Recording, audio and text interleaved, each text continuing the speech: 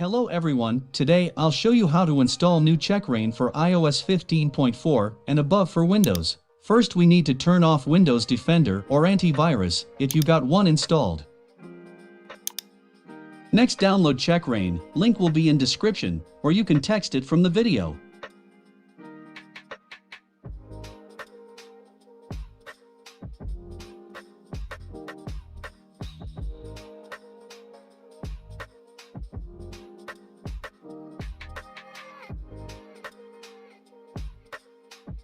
Unpack files to any folder and launch CheckRa1n. Archive password 2022.